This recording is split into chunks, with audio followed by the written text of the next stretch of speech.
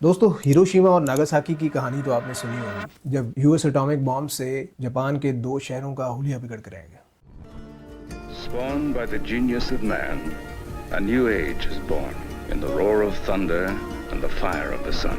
At 8:15 in the morning of August 6th, the first atomic bomb struck an enemy target.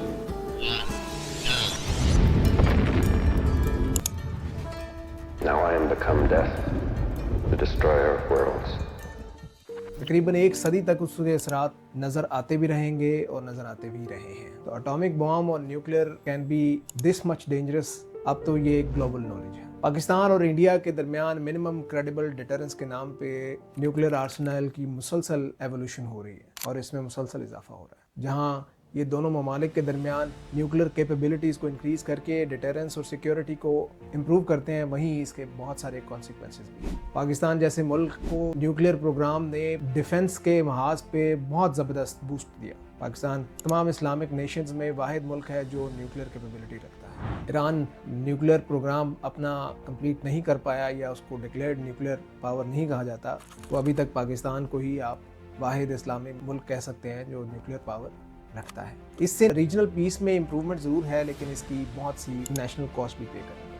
आज हम इसी बारे में डिस्कस करेंगे, पाकिस्तान का जो न्यूक्लियर प्रोग्राम है इसको क्या क्या ख़तरात लाहक हैं, ये इकोनॉमिकली सोशली पाकिस्तान की डेवलपमेंट के ऊपर किस तरह इम्पैक्ट करता है और ग्लोबल कॉन्सिक्वेंसेस इसके क्या हैं। पाकिस्तान का न्यूक्लियर प्रोग्राम एक डबल एज स्वॉर्ड है या ये पाकिस्तान की सेफ्टी का एक इम्पॉर्टेंट वेपन है। इन सब टॉपिक्स को आज हम ज़ेर गौर लाएंगे। मैं राशिद मलिक हूँ, I am a bureaucrat and I am an educator. आज की डिस्कशन को आगाज़ करते हैं। हिस्टोरिकल बैकग्राउंड की बात करते हैं। दोस्तों, 1974 में इंडिया ने अपना न्यूक्लियर टेस्ट किया। इस न्यूक्लियर टेस्ट के बाद पाकिस्तान के लिए यकीनन खतरात मजीद बढ़ गए। पाकिस्तान की डिफेंस कैपेबिलिटी पे इंटरनली क्वेश्चंस उठने लगे कि अब इंडिया पाकिस्तान से इतना पावरफुल हो गया है कि रीजनल जो पीस है वो कायम नहीं रहेगा और पाकिस्तान के लिए हमेशा ख़तरा बरकरार रहेगा। जुल्फ़िकार अली भुट्टो एक पॉपुलर लीडर थे, उनकी एक स्टेटमेंट बहुत मशहूर है कि हम घास खा लेंगे लेकिन अपना एटॉमिक बॉम्ब ज़रूर बनाएंगे, और अल्टीमेटली वही हुआ। चागी के मकाम पे पाकिस्तान ने 1998 में पहला अपना न्यूक्लियर टेस्ट करके दिखाया। पाकिस्तान ने अपने आप को न्यूक्लियर पावर डिक्लेयर कर दिया। अब इसकी जस्टिफिकेशन की बात कर लेते हैं कि इस प्रोग्राम को जस्टिफाई कैसे किया जाए। देखें, इंडिया की जो न्यूक्लियर्स और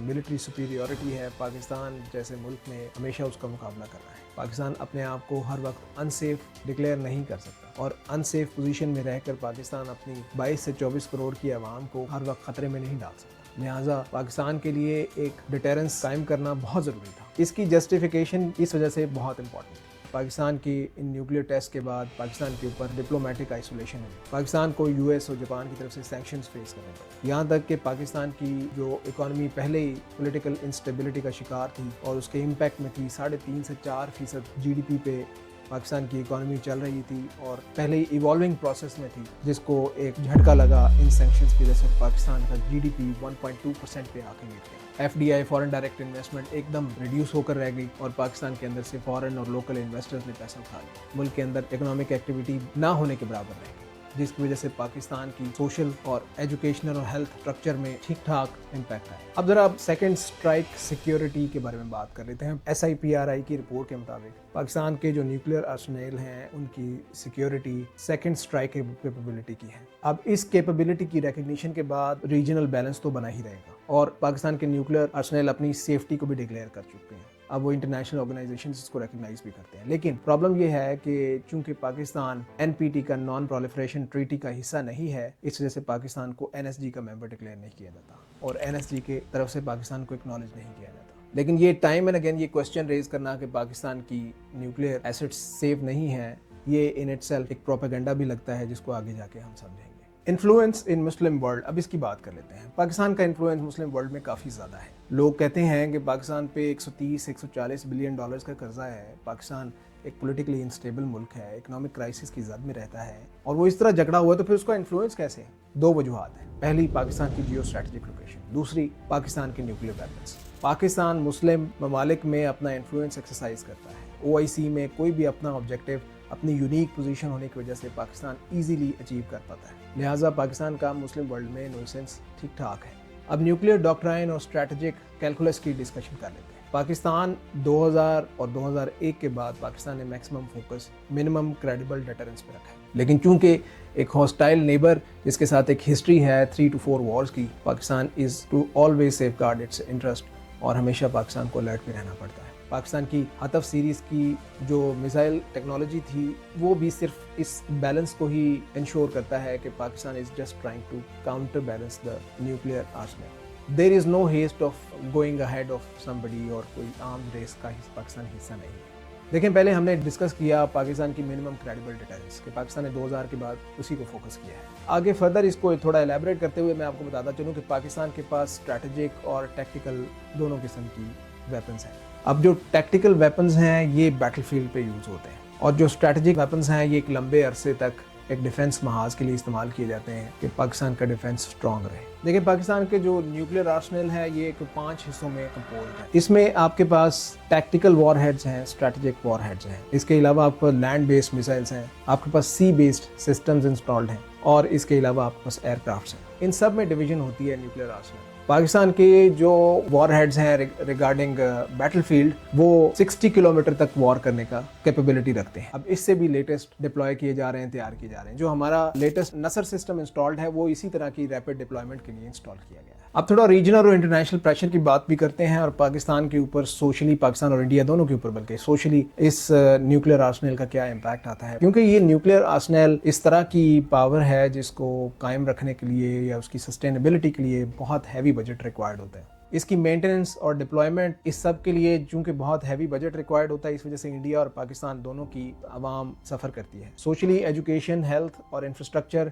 इस तरह के जितने इनिशिएटिव्स हैं या जितने भी आपके लॉन्ग टर्म प्लान्स हैं वो सफ़र करते हैं क्योंकि आपका बजट स्लैश कर दिया जाता है। जहाँ ये दोनों ममालिक के लिए सेफ्टी का कंसर्न ज़रूर इस्टेब्लिश करता है, लेकिन वहीं ये पाकिस्तान के और इंडिया के एजुकेशन, हेल्थ केयर और इंफ्रास्ट्रक्चर और इस तरह के ह्यूमन डेवलपमेंट इंडेक्स के जितने इनिशिएटिव्स हैं उन सब में डिक्लाइन का बाइस भी बनता है। जैसे मैंने आपको इंटरनेशनल और रीजनल प्रेशर की बात की, ऐसे इंटरनेशनली पाकिस्तान के ऊपर ये प्रेशर रहता है कि पाकिस्तान के न्यूक्लियर जो एसेट्स हैं वो सेफ नहीं है and they can be accessed bye non state actors और इस तरह। ये जो इस तरह की कहानियाँ और प्रोपेगेंडा इंटरनेशनली किया जाता है उसका जवाब ये है कि 2000 के बाद पाकिस्तान ने अपना एक नेशनल कमांड अथॉरिटी इनिशिएट की, NCA जिसको कहा जाता है। ये national command authority nuclear safety को इंश्योर करती है और ये डायरेक्टली रिपोर्ट करती है प्राइम मिनिस्टर को, तो डायरेक्टली प्राइम मिनिस्टर इसके ऊपर कंट्रोल कर रहे होते हैं। इनके ऊपर एक SPD ऑर्गेनाइजेशन है जिसका काम बेसिकली ये होता है, वो सारे प्रोटोकॉल इंस्टॉल करती है जो इंश्योर करते हैं कि डबल और 3 लेयर सिक्योरिटी सिस्टम है वो अपने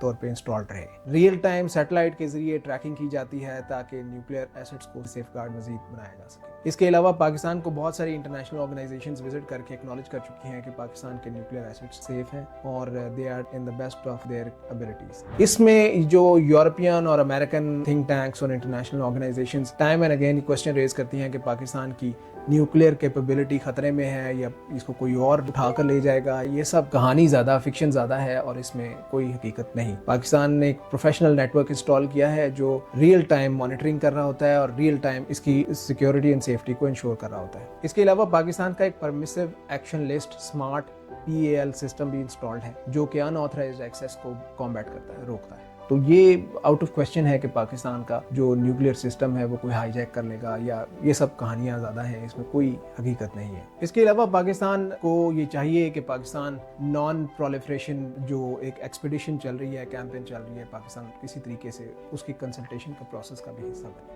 ग्रेजुअली जब पाकिस्तान उसका हिस्सा बनेगा तो चाइना की सपोर्ट से पाकिस्तान NSG का मेंबर भी बन सकता है और पाकिस्तान फिर ग्लोबली वर्ल्ड पावर्स को ये रियलाइज करवा सकता है कि Pakistan is very serious regarding it's safety. It is not going to compromise on its safety. However, nuclear assets in Pakistan are safe to the best possible level. इसके अलावा पाकिस्तान को gradually, मैं तो बल्कि ये भी रिकमेंड करूँगा कि इंडिया को भी पाकिस्तान के साथ ग्रेजुअली डायलॉग को इंक्रीज करना चाहिए ताकि ज़्यादा फोकस पाकिस्तान और इंडिया दोनों का सोशल सेक्टर पे ज़्यादा हो, आवाम की असल डेवलपमेंट पे ज़्यादा हो और सेफ्टी कंसर्न्स पे कम से कम हो, जिससे दोनों ममालिक अपने अपने स्फीयर में तरक्की करेंगे। लास्टली मैं आप सबसे गुजारिश करूंगा कि अगर आपको ये वीडियो अच्छी लगी हो तो इसको लाइक और शेयर कीजिएगा और चैनल को सब्सक्राइब कीजिएगा और कमेंट सेक्शन में ज़रूर बताइएगा कि पाकिस्तान की जो न्यूक्लियर कैपेबिलिटी है, आपको क्या लगता है कि क्या इसमें कोई क्वेश्चंस उठ सकते हैं? आपको क्या लगता है कि यार ये जो इंटरनेशनली पाकिस्तान की न्यूक्लियर कैपेबिलिटी और इसकी सिक्योरिटी के ऊपर जो कंसर्न्स शो किए जाते हैं, क्या ये सीरियस कंसर्न्स हैं और they are out with some manoeuvring और विद सम मिशन?